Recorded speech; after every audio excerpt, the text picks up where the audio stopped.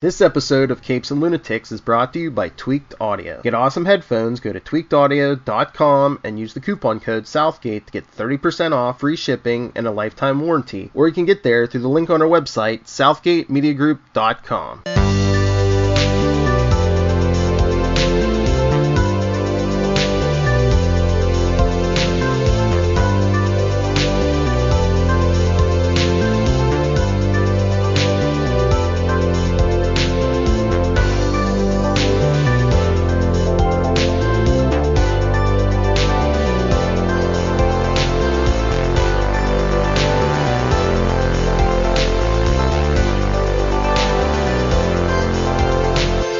Avast me hearties, and welcome once again to Full Stream Ahead. I'm your Captain Charlie, the Professor Esser, and with me as always is my skinny rich friend and first mate. It's Mozz. Hey Mozz, welcome back again to Full Stream Ahead. Tonight's episode we're discussing The Boys, Season 2, Episode 4. Milk, Huey, and Annie go on a road trip to find liberty. Frenchie has relationship problems, and Homelander continues to unravel. Our director for this week is Frederick E.O. Toy, as Fred Toy. Our writers this week are Michael Saltzman, Eric Kripke, who gets that developed by credit. 2 more credits go to, I'm guessing, good old Garth Ennis and Derek Robertson. Michael Saltzman is our writer. Eric is our developer. Garth Ennis and Derek Robertson just cashing the checks for the work they already did. All right. That's the way to do it. Man, this episode opens. Man, you know, if they want to make a hate Frenchie, I think they make a hate Frenchie this episode. What do you think, Mozz? Wait, why hate Frenchie? Okay. Aside from the fact that he's doing his own little snorting thing, which, hey, look, right. I'm not judging that per se, but then he goes and tries to connect with freaking Kimiko and then goes for the kiss. And it's like, dude, you're stoned. Don't go in for the kiss. Right. And if you're too stoned to know, don't go in for the kiss when you're stoned. Don't get that stoned and talk to the lady you had a thing for, you know? It's like, I mean, granted, yeah, I'm being very judgmental, and I'm not going to say that I'm above reproach in these kind of things, but I'm just saying, it's like, oh, worst move ever, Frenchie. Right, but I mean, it doesn't make me hate the guy. That makes me feel for him. I feel bad. I don't hate him. I don't think it was an unforgivable thing to do. You know, I kind of. Here's what I'm gonna say. I'm not gonna say it's an unforgivable thing to do because he did take no for an answer. Right. But I think that basically it became a super low bar to set for him that he cleared, and here's what I'm gonna say. They set it up to do a callback later, so that when it comes back later, we go, oh. We get something like that also in this episode with Black Noir. But that's going to come back later, too. But in this episode, no, I mean, okay, I won't say I hate Frenchie because of that, but it's like, it made me lose a lot of respect for Frenchie. That Frenchie's going on a bender. And it's sort of like, why are you going on a bender, Frenchie? We've got stuff to do. Well, why do we want a thief and a bad guy to be a role model? He's a flawed person. That's why he's in the situation that he's in. You know, like expecting him to not be that. And he's been an addict. He's fought through it. He's got his, things, but he tries to do the best he can for most often. And, it's like he's imperfect and he's hurting too. And I don't know. I could see his intentions being maybe I can help her. I don't know, give her something else to think about. I don't know. It's like, you can see enough sort of... It doesn't seem like I can't see it. I'm just saying I can see the problems with it, Well, sure. But everything they're doing is fraught with problems. Yeah. I don't think this is any time where you get to be perfect or ideal. Fair enough. People make mistakes, and, it was a mistake made in the direction of caring for somebody. And you can't fault him too much for that. I mean, maybe I'm biased because I don't know. Frenchie's always been one of my favorite characters. No, so maybe I can't see him do anything wrong. I don't want to hate Frenchie, and I didn't hate him in the moment because I kind of saw it as kind of a stupid drunken accident. Yeah. And, as a drunk myself, I like to forgive drunken accidents. For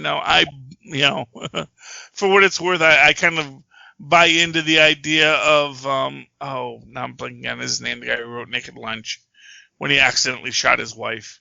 Oh, Jesus. And said, it was this drunken accident, Him and his friends. Well, comparing that to that, I think is a bit much, no? Well, yeah. Well, but it's this idea that where he says, I was drunk and I had a gun in my hand, and me and my wife, we did this all the time, where I'd do the William Tell bit, where I'd shoot the glass off her head, and I just screwed it up because I was drunk, because that's really not something you should do when you're drunk. And, so I am forgiving of the idea. But at the same time, I'm also sitting here going, yeah, but, there's certain points where you should keep, no. And like I said, I don't hate Frenchie because of this. And Frenchie definitely redeems himself as the story goes. And he recognizes his own failure in this moment. But I think it sort of calls back to episode 3, where it's like he wants to connect with Kimiko, but he's not connecting for the right reason. Like, he wants to talk to the brother so he can teach her the language, but he doesn't present himself in a way that's like, I want to learn the language just so I can talk to her because I respect her as a person. It's like, you want to talk to my sister so you can bang her, And so I get the feeling that there's this quality to Frenchie where it is you still... think that's all he wants from Kimiko? I mean, in the long term, no. And what we know about Frenchie is he is a romantic.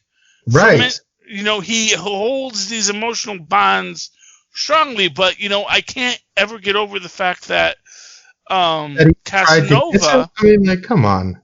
Well, no, there's this thing Casanova would say, which is Casanova said, he fell in love with every woman he ever laid with because he was such a romantic. So it doesn't matter that he was just using them for sex. In his heart, in that moment, there was never a lie that passed his lips. He loved them for all time, and he still loves them, but, he loves a lot of people. And that's how you see Frenchie? I can see Frenchie being that. Interesting. Okay. I can, because not for nothing, I mean, let's call it shelter after an entrenching tool. Frenchie is written as a characterization. He is written to be Pepe Le Pew. Okay. That's not how I see it, but... Well, I mean, an adult version of Pepe Le Pew, and a nuanced take on Pepe Le Pew, to be certain. But at the same time, they call him Frenchie for a reason. They play with the trope and the idea of him in that way that I think is meant to be, that we're meant to see it. I think he does get that evolution as a character. But I think in this moment, I think this is the moment where we see him at his worst. And to be fair, we're probably meant to see him at his worst. That here he is. They're locked at the basement. They are all wanted now because everybody's got pictures of all of them. It's not just going to be Butcher's face in the made-for-TV movie. It's going to be all of them now. And they've all got to deal with the fallout from it. And so that moment does stick with me a bit. I will be honest. We also got, and actually, I forgot, we didn't mention this at the end of last episode, is there's a scene between Mallory and Butcher at the end, where Mallory basically tells Butcher where his wife is. Right. And that, even though they weren't able to get her the package. Yeah, even though he wasn't able to do it, she's like, I'm not gonna be that person anymore. Yeah. You did what I asked you to do. It went south, and I kind of put you into a position where there was a no-win situation for you. So yeah, now I'm going to say, you know what? Let's try and fix it. I'm going to give you what I said I would give you. I'm going to actually make good on my promise. And that's what he does. That's what she does. And now Butcher knows where his wife is, and he's going to go break her out. And this is where I say this is the relationship connection episode, because we get relationship connections with Butcher. Yes, we get it with the Deep. We get it because that's our initial framing device of all the women that are being given to the Deep to choose. Although by the end we find out that they already made their choice, right? And they chose poorly. I felt so bad for the Deep in that moment too. To where you get the woman that's like, oh, that's a woman that actually might make him happy because she is tying her happiness to him in that sense. But they make him go with the actual serial killer woman. Right. It's sort of interesting because it's almost like they're giving him plausible deniability. Like, hey, man, anything that we're asking you to do, you chose to do this. You had a perfect out. That girl was perfect for you. But what did you do? You didn't choose the perfect girl for you. You chose to be a part of this plan. So own up to it and do what we're telling you to do. Yeah. It's I feel diabolical. Yeah, the Deep is definitely getting, it's a problem for the Deep that I think he is a character that has a lot of potential, but that is always going to be kind of left at the side. And I think that's, although, again, like I said, I really want the Deep to be the one that kills Homelander next season. Yeah. I think the Deep's problem really is, I think it was perfectly explored in his conversation with his gills. He doesn't love himself. He feels embarrassed about himself. And until he takes ownership and pride in himself, he will always be this way. He will always be doing things out of the wrong reasons, for the wrong motivations, to impress people, to make them think he's something he's not because he doesn't think he's worthy.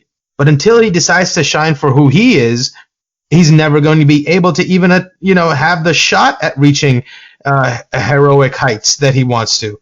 Oh man, you know what? So I've been talking about this idea of about the Deep being the making his own Atlantis. Mm-hmm. What if there actually is? Because here's this idea. So every time they were like experimenting on kids, they probably got kids with gills who couldn't breathe air. Oh. And eventually Vought just dumped them all into the ocean. Huh. And what if eventually the Deep, or maybe, this is the brilliance, okay? They dumped them into the Great Lakes. And so in the Great Lakes, there's just this little army of feral kids who, when the Deep comes, when he actually goes into Lake Michigan because he's stuck in Sandusky, he meets them all and he finds his kingdom. And they're like, we were all just dropped there. This is where we've been. We were once on land and then we were thrown into the water, and this is where we've always lived. And then the Deep just sort of like, my children. And he's got his little army of all these other gill babies that can't breathe air but can be in the ocean, and they go protect the Great Lakes or whatever they're going to do. And it could be interesting.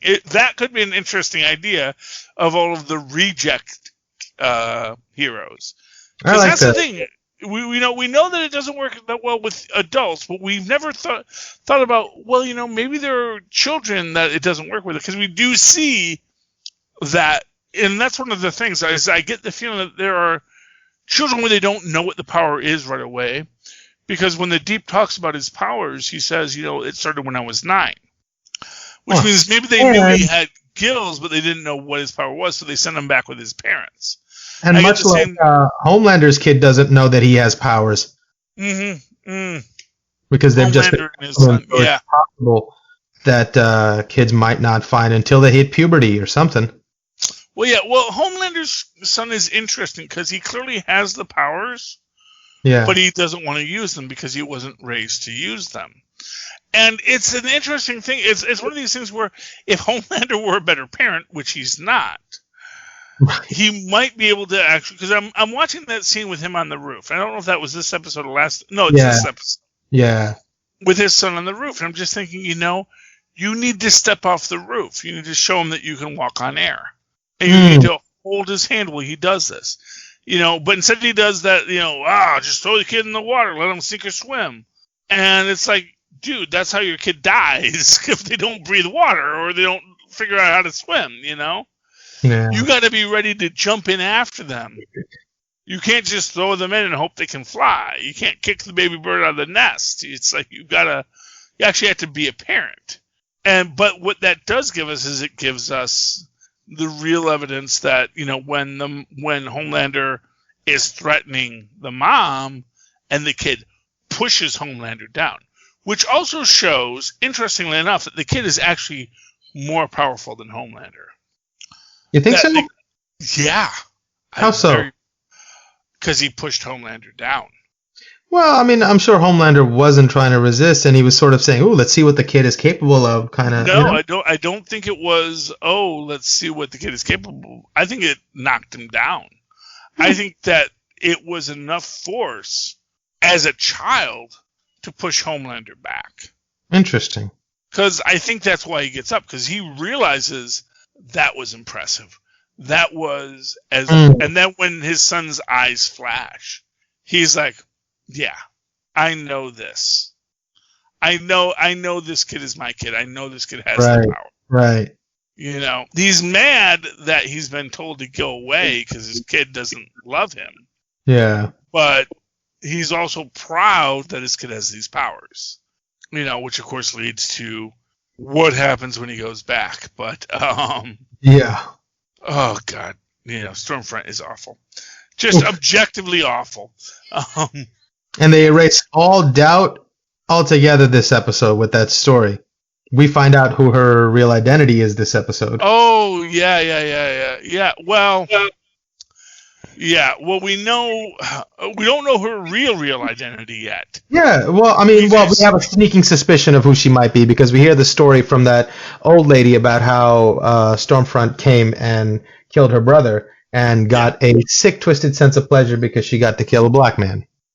Yeah, which is also though there's an interesting thing in that. Because when they do that flashback, Stormfront or Liberty is very clearly drunk. And they because you can hear her slurring her words. If you listen to me right now, you'll hear me slurring my words. And you will recognize it. Oh, yeah, that's that same thing that Charlie does. Yes, and that while she's in that moment, and we also see that she's on the Budweiser edge. How they got Budweiser to agree to that, I don't know. I think they said, yeah, we want to use your character. You've got the character, his name is Liberty, and she's endorsing you, and her colors are red, white, and blue, Budweiser. Do you mind? And like, well, that sounds great. Although, to be fair, arguably, that's what happened in the real world, is that, there's a character named Liberty, and they said, hey, they want to have an endorsement deal with you, Budweiser. Do you want the character Liberty as the lady who likes to drink a beer? Or we can go to what's another Coors. We can go to Coors. You want Liberty to be the Coors superhero? Or Miller. Or Miller. Miller was the other one. Gotcha. Miller were the two national brands, There were a lot of local brands like Ballantine's and Stroh's and all this stuff, but the big national brands were Miller and Budweiser, I believe. And feel free to write us and correct us on our beer lore and history here. But anyway, so yes, no, because that was a whole thing with Coors only being able to be sold on the west of the Mississippi. Huh. If you recall, that's the plot of Smokey and the Bandit, was that they wanted Coors beer, but you couldn't purchase Coors beer west of Mississippi. Is that right?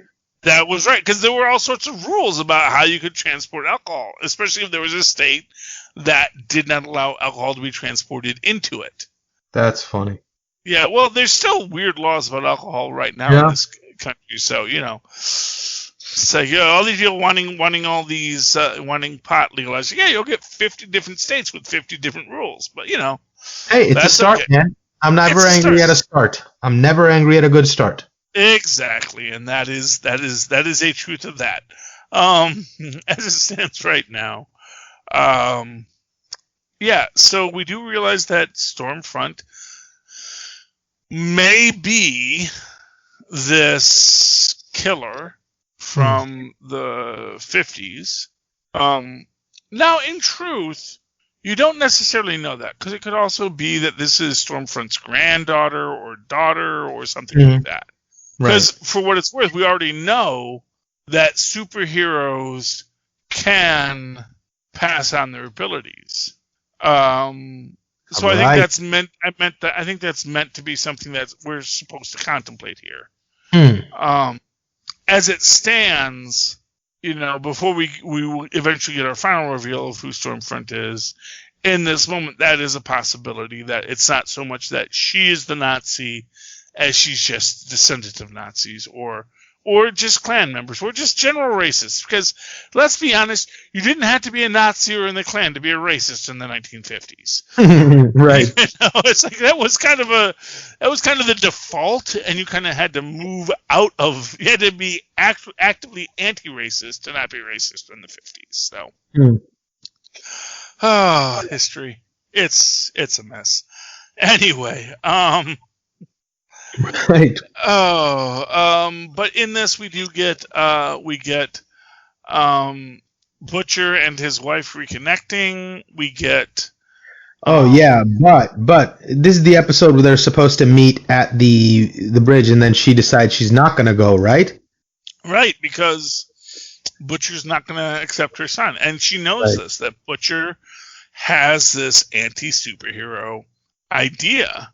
That he wants his wife back, but he doesn't want what his wife comes with. He's not willing to accept that his wife had a kid. He's not willing to accept that his wife's kid has superpowers. Yeah. And that is the problem. It's like, no, it's like, for whatever else, this is my son.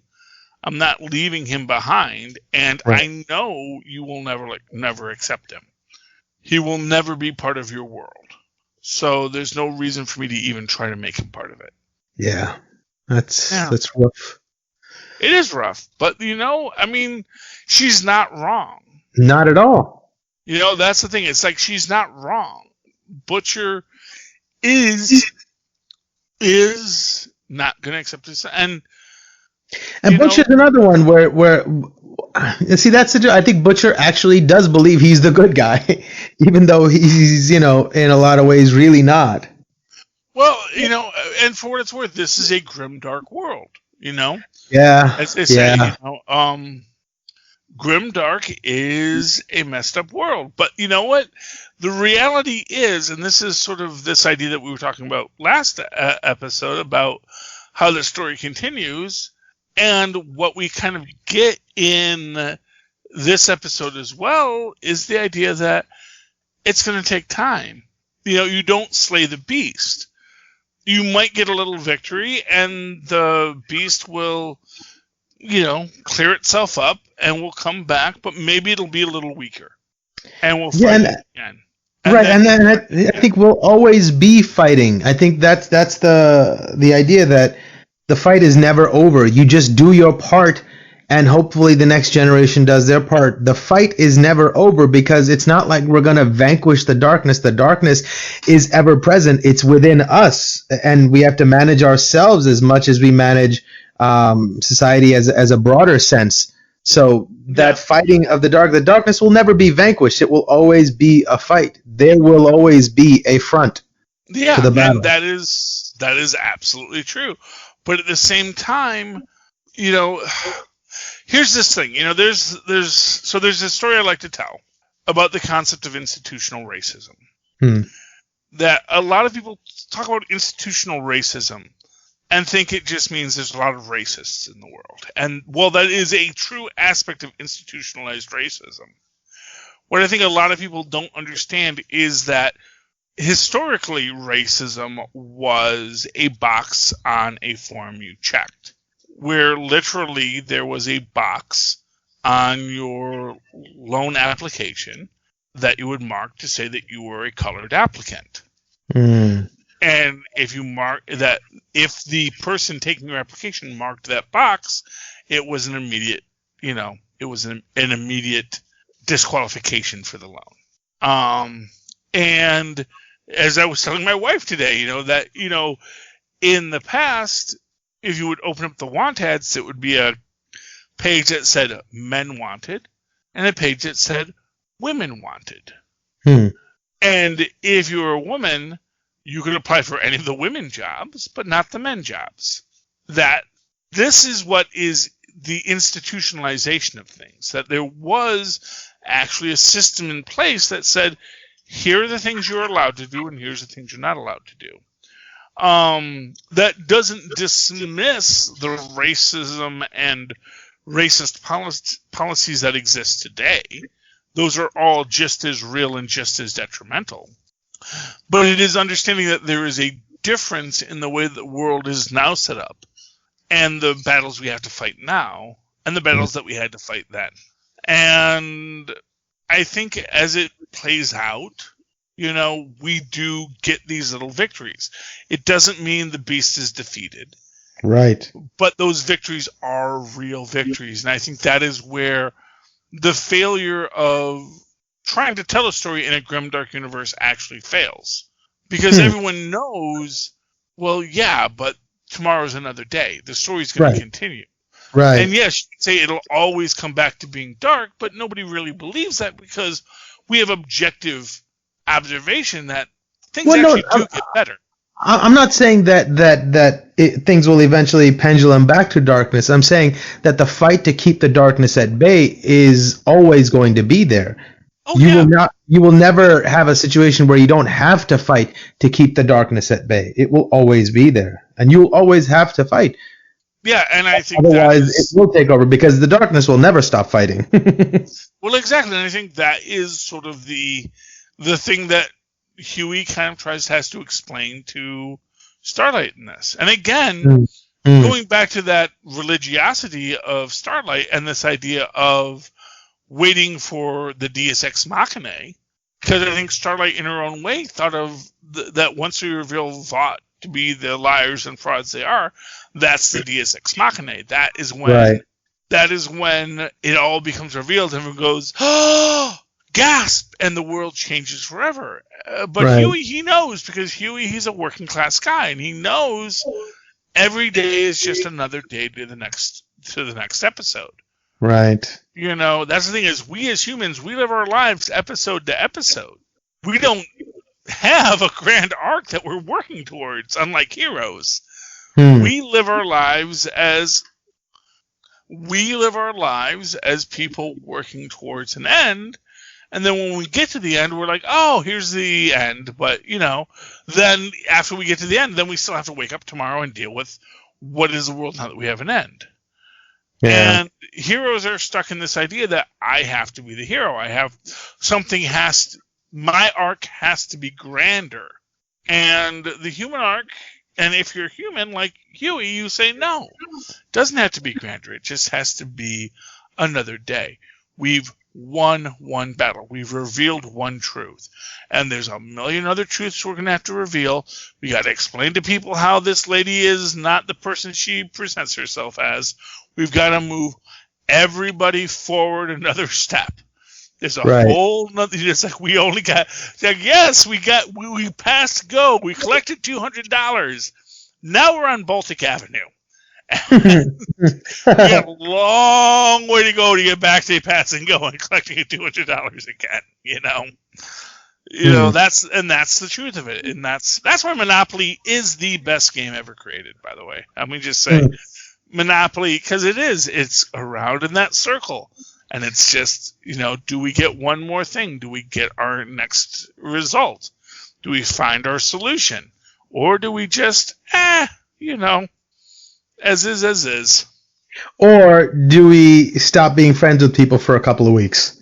Well, yeah. I mean, honestly, that is more often the eventual outcome of Monopoly. Monopoly. Oh, man, you can't play a board game and then still be friends afterwards. You probably shouldn't have played a board game. I'm sorry. Yeah, it helps people illuminate whether or not they need to be in these friendships, I guess. Let's put it that way. Fair cop.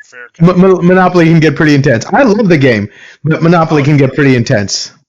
You know, the trick of Monopoly is you have to be willing. You have to remember that the money's not real. That's the trick to Monopoly. It's like, just remember, the money's not real. It's just a game. And so I always like to put on a persona. I always like to try to be the rich Texan. When I'm playing my, I'm just gonna lay out my $500 for that luxury tax. Ho ho ho! Putting my money into because I always play. You gotta play. And I have to say this: you have to play with free parking being the lottery. I find anyone who says that free parking is not the lottery, it's like, you know what, sir? You can take your limited view of the universe and just leave my place. Well, see, there you go. That's you ending a friendship through Monopoly. Exactly. Well, it's just free parking. And yes, granted, according to the rules, free parking is not supposed to be the lottery. You don't put 500 in the middle to start. You don't get 500 when you land the free parking. Free parking is just supposed to be a space where nothing happens. Yeah, you should just be grateful that you're not, being attacked. Exactly. That is literally what it's meant to be, which goes back to the actual communistic origins of Monopoly, where it was supposed to be like, the capitalistic system is grinding you down. But immediately people said, but maybe I could game it. Maybe I could figure out a way to win it, And that is when free parking becomes the lottery. Right. Because the entire idea behind the lottery is, you know what? I don't got $1 million. I wasn't born with $1 million. I didn't start my game with $1,500 the way you do in Monopoly. Not everybody starts on an even keel. I started my game with $500. And you know what? I may not make it all the way on the ball, but if I hit that spot, and if everyone has a chance to hit that spot, and that spot gives me that leg up, maybe that's worth my time in trouble. Or it strings, the person along for a little bit longer because you think, hey, I just gave my last $15 to this guy to stay at his hotel for right quick, but hopefully if I land on that, I might still have a chance, and you still continue. Well, yeah, but of course, the thing about Monopoly is everyone gets to buy. That's why Monopoly. That's the thing. That was the flaw of the anti-capitalist vibe of Monopoly from the start. Is that it imagined everyone starting out equal, which of course is not correct. Right. It imagined everyone would have the chance to purchase property, which is not correct. And then imagines people trying to... It's really, which arguably is appropriate for the person who actually created it, which was a white middle-class lady who was a white middle-class suffragette. I don't know if she was a suffragette. The women might have already had the vote by that point in time, but I don't think they did, actually. Which is this idea of, this imagined world where there is equality, but that if you had equality, even then capitalism would bite you in the butt. But for people that actually did not grow up with equality, it's like, no, capitalism is the one thing that might even the playing field for people. Right. So people see capitalism as like, yeah, no, I get what you're saying, that it's an unfair system. Systems are always unfair. I was never going to be the son of the Duke, I'm never going to be, Baron freaking Trump. I'm never going to have that given to me. But you know what? I might just get enough to not have to be a serf. I might actually someday be in a position where I can tell Baron Trump to go F himself in capitalism because, you know what? you want to speak to the manager at Baron Trump? Guess what? I am the manager. It's my, it's a little podunk restaurant, but you know what? I've decided you are a bad customer, and I'm going to tell you to leave my fiefdom. And that is the dream of capitalism, is to have that little square of land where you get to own Baltic Avenue. And when someone comes on Baltic Avenue, doesn't matter how much money they have, they still got to pay you. They got to pay you. And if you were lucky enough, you got like 8 hotels on Baltic Avenue, guess what, buddy? Pay up. Pay up, because you're on Baltic Avenue now, and I have gentrified it. And your Park Place with no hotels, I actually get more on Baltic Avenue with all my hotels than you ever had. And that's the thing. And coming back to the boys, that's where this all gets into this complexity, because when we talk about season 3 and the idea that now Compound V as a thing is out there, and as an example, if I'm Baron Trump, or if I'm that person's kid as a baby, they say that it works best when you're a baby. I want my kid to have superpowers. And now it becomes this thing, was how much you're going to pay to give your kid superpowers. And is Vought going to take the risk to inject this rich person's kid with superpowers when that person can then sue Vought when their kid turns into freaking the Deep? It becomes a much more interesting complexity of the universe that we're going to be in. So, but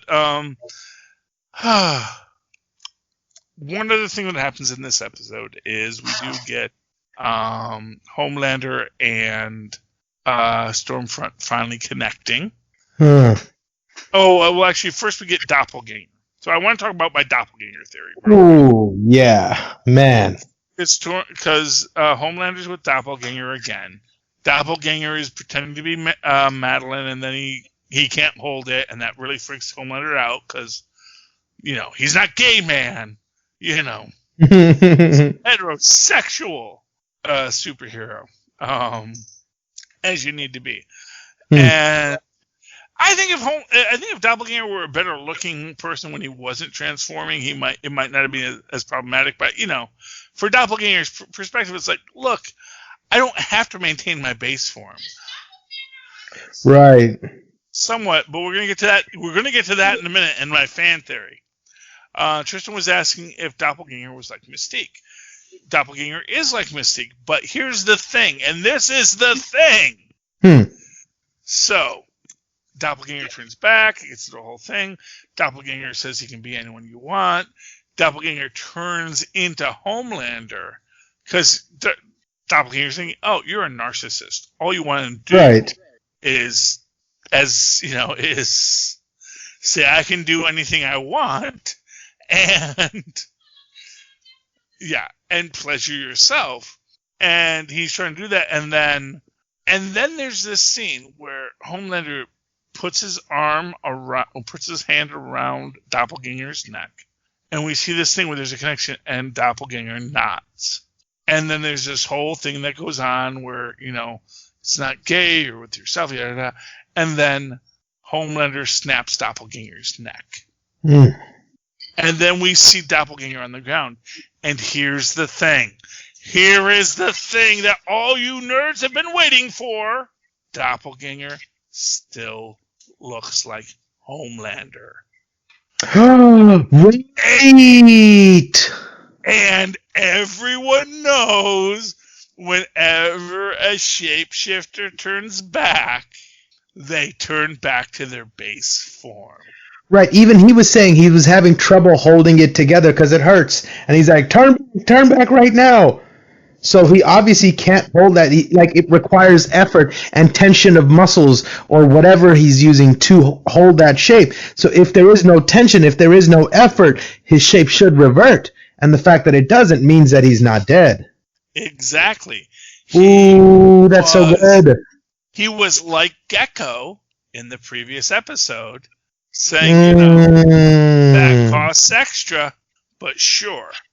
We'll do. Oh yeah, yeah, they're definitely going this track because it's too juicy an angle to give up. I think that he's going to come back somewhere. Yeah, and exactly, and honestly, I think that Monday morning he after Homelander left, he was like, okay, I'm getting out of here. We'll see him next we'll see him next season, and he's going to show up with the boys like, yeah, well, he's going to show up as Bully Butcher, and he's going to like, yeah, I'm right. And it's just, no, actually, I'm Doppelganger. I can be anyone I want to be, but the fact of the matter is that I'm on the run because Homelander is dangerous.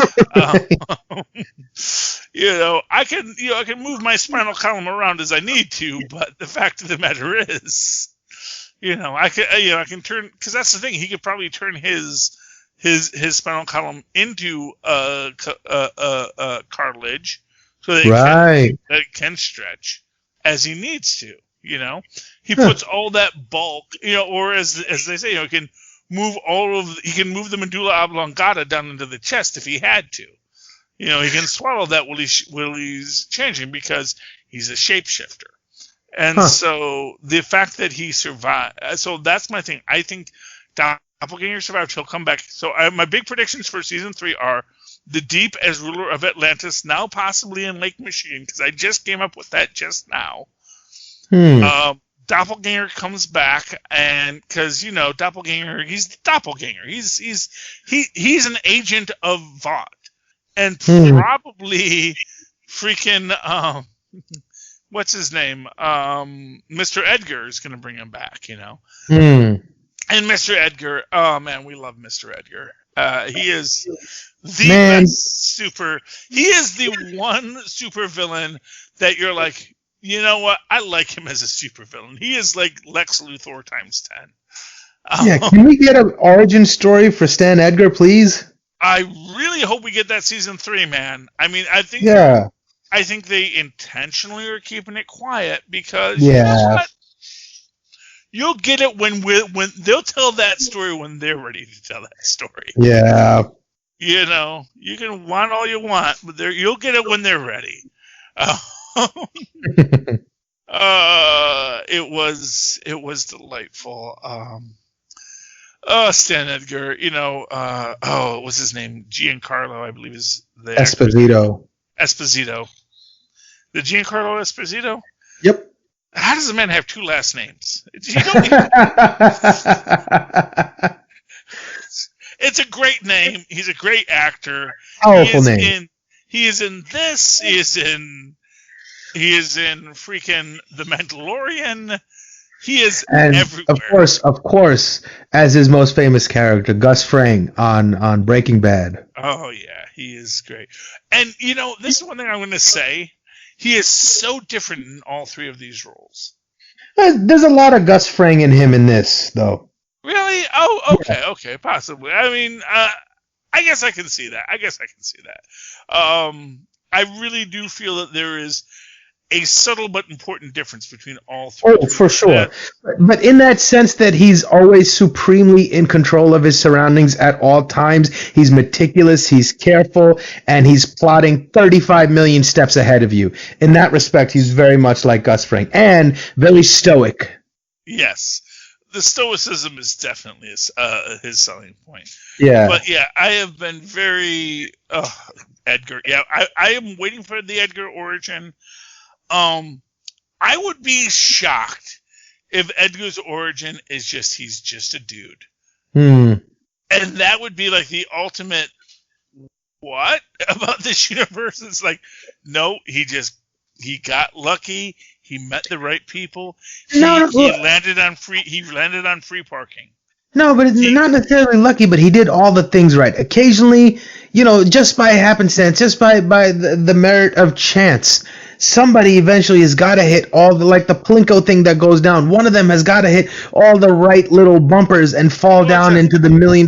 Like, he's just the guy that did all the things right. He was always careful. See, but that's the thing. That's not doing everything right. That's being lucky. That is saying just the right thing at just the right time. That opens up just the right door. Yeah, but do you not share in any pride or any validation? You can. No, you certainly can. But here's the thing. So This is the thing I always like to say. When I was in high school, I had a moment where I said a joke in my quiz bowl practice that then got repeated to someone else in drama club.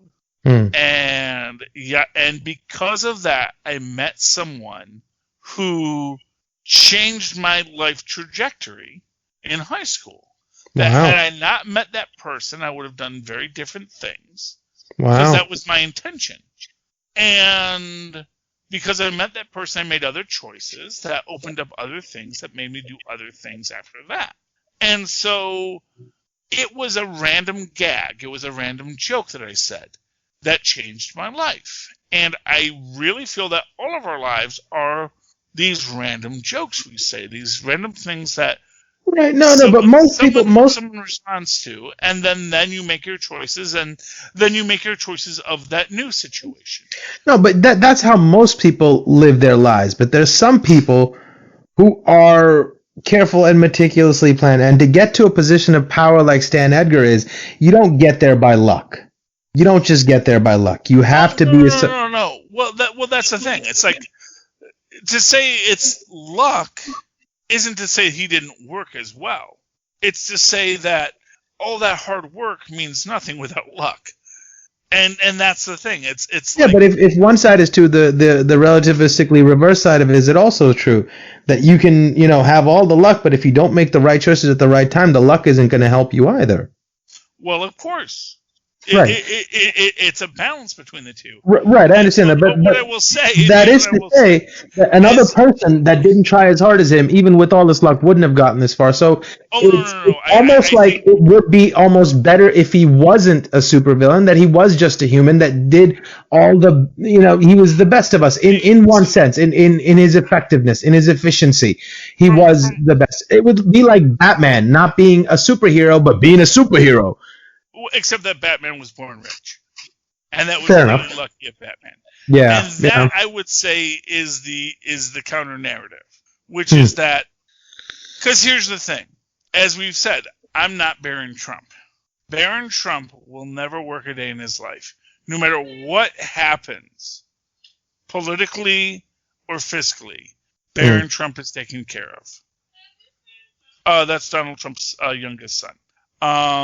So Barron Trump is okay. At least I like to believe that. I mean, honestly, he could wind up like King Louis's son, and that's kind of sad. But I don't think we're going down that path. It's a whole other set of paths that kind of subvert democracy. I think we're staying on that democratic path right now. Fingers crossed, no guillotines. But as I say, it's like the guillotines aren't for us. That's for your protection. Understand that whole stuff. That's if democracy fails. If you subvert democracy, that's what happens, not what you think's going to happen. So anyway, but long story short, at a certain point, there is this. So to bring it back to this show, what made someone choose Starlight? What made someone choose A-Train? What made someone choose the Deep? That this is the kid that's going to get injected with the Compound V. And there are probably a million things that all had to fall in just the right place. Just like, as they say, all the million things that had to fall in place for your dad's sperm to meet your mom's egg at just the right moment. And that is the luck of it. So I don't doubt that Stan Edgar is a guy who has worked his butt off his whole life. But just working your butt off doesn't guarantee success. As, I am definitely the epitome of the guy who, I am definitely Kramer. I fall bass backwards into what I get, and I've actually done pretty good in my life because, if nothing else, I'm charming. And my charmingness has gotten me through. My wife worked hard her whole life. She was a straight A student. She does great work at what she does. She's meticulous and intelligent. But the fact of the matter is that, you know, historically in our marriage, that me as the dropout has made more money than her. Because at the end of the day, I am lucky and I am charismatic. And not to say that she's not lucky or charismatic, but she is dedicated and focused on what she wants to do. And she accomplishes what she wants to do. And in order to be, I think, that fiscally successful, you got to be super flexible on what the heck you're going to do. You got to be willing to lie and cheat and steal and say, yeah, totally, I can do that. So whether or not Stan Edgar is like a Harvard grad or just a guy who like showed up one day and said, yep, I can do that. Yep, I can do that. Yep, I can do that. And then bluffed his way into the position. Yeah, but you don't get asked to do the second thing if you don't perform on the first one. Well, yeah, but then again, a lot of times people don't think about how difficult the first thing is when they ask you to do it. Right. And sometimes people get... But hey, if you do accomplish it, man, you were worth the time. Mm-hmm. And really, and it's sort of one of these things where it's like maybe anyone could have done it, but I was the one who got asked to do it. Right. I was the one that showed up at the time. I was right, the one who showed but up if you weren't able to perform, somebody could have asked somebody else to do it that didn't do it well, and they would have lost out on the opportunity. And that same opportunity, that same luck wouldn't have meant the same for them. Now, we can talk about the luckiness of the sperm meeting the egg, but our responsibility and the barrier at which we can start to be judged can only exist in that realm that we have control in. So that luck and all that is available to everybody. It's this free-flowing energy that's everywhere, and some people tap into it or not. And some people tap into it and make it work. Some people tap into it and don't make it work. The only point that we can be judged for is the part that we have control over. And I think that's the only part we can take pride in. And from that perspective, I don't think you can take anything away from Stan Edgar. And to say that, you know, many people could have done what he did, I don't think there are very many people that would have made the same, that would have squeezed all the juice out of the luck given to them. I think if 95% of people would have been given the same luck that Stan Edgar has, I don't think they would have been able to squeeze out of that luck what he has. Oh, no, absolutely 100% true. But within that structure, you have to acknowledge that Homelander really lucked out. Right. Because I don't think Homelander... And that's why he doesn't deserve the same kind of praise as Stan Edgar does. Exactly. Which is why it would make it more cool if he was just a human. Well, exactly. Yeah, I mean, honestly, the idea of Stan Edgar just being that much far ahead, like I said, I am waiting for someone to show up with Compound W. I really want, and I just call it, yes, I know that's the word cream, but that makes it all the funnier. I want Stan Edgar to have as his central thing, I need kryptonite. Right. I need someone to take this away. And here's the thing, we have not seen the super intelligent superhero yet.